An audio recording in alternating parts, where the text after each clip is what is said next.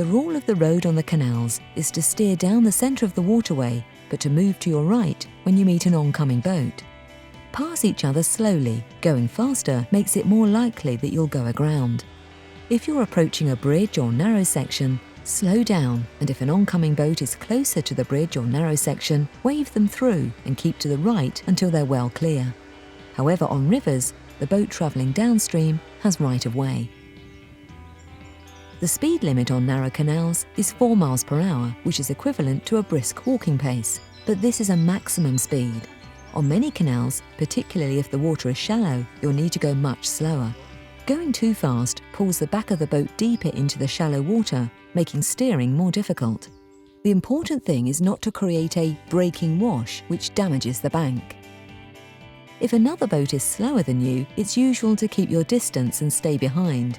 If the other boat wants you to overtake, the skipper will wave you on and pull over to one side and leave you room to pass slowly. A final word here about horn signals. Give a single long blast when the view ahead is obscured, such as blind bends, junctions or bridges.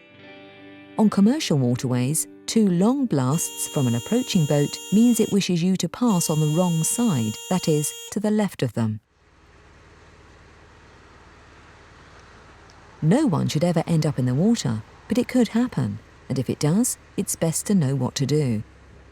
If you're on a canal or a slow-flowing shallow river and someone falls overboard, you should immediately go into neutral.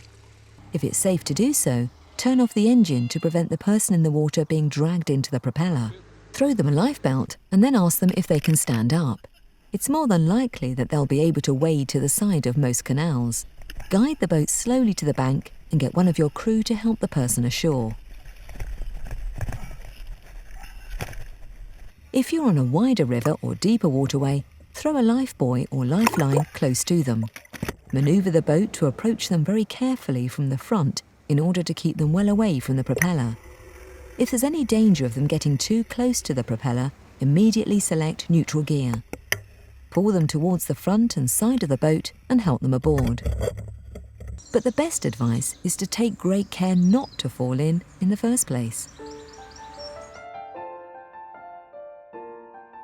The canals are there for all to enjoy, whether boating, walking, fishing or cycling. You need to show consideration for other users.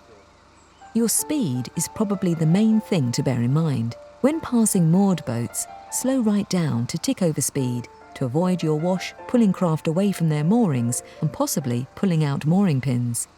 Slow your boat down well in advance to allow it to lose momentum before you reach the moored boats. The same applies to fishermen. Always slow down to tick over and keep to the centre of the canal unless asked to do otherwise. When mooring, always try to leave room for other boats and never moor on the approach to a lock or bridge, opposite a winding hole or at a water point. Some of our bigger waterways carry freight in big barges. They have priority over pleasure boats. Keep well clear and watch for signals from the skipper, who may need you to move to give him the deeper water. Barges make a big wash, so when you moor on commercial waterways, use fixed bollards or rings. Barges also have restricted sight lines. If you can't see the skipper, he can't see you. Okay, that's it. It may seem a lot to remember, but if you take your time, tackle everything slowly, and think things through first, you'll soon get used to handling your boat confidently. And your time on the waterways will be enjoyable and safe for you, for your crew, and for other waterway users. Happy cruising!